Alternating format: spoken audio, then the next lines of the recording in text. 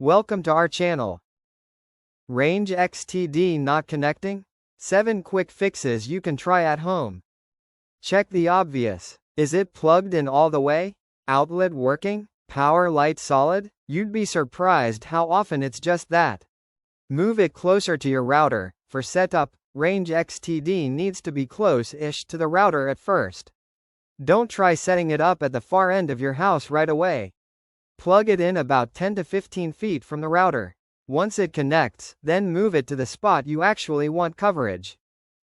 Reset the thing. Hold the reset button with a paperclip for about 10 seconds until lights blink. This clears old configs. Honestly, half the time starting fresh is faster than trying to troubleshoot whatever you did before. Use the WPS button. If your router has one, press the WPS button on your router. Then press WPS on the extender. Wait for the lights to sync. Can take a minute. This is usually the easiest method if your gear supports it. Manual setup. When WPS fails. If WPS isn't working, connect to the extender's Wi-Fi network directly, usually something like RangeXTD4X.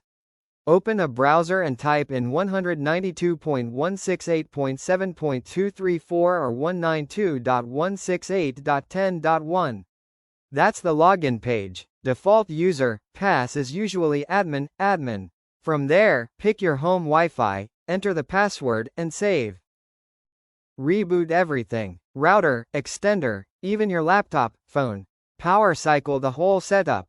Networking gear loves a good reboot.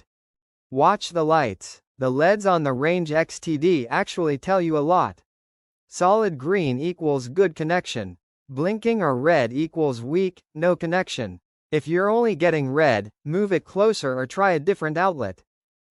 Firmware update, last resort stuff. If it's still flaky, log into the extender's settings page and check for updates.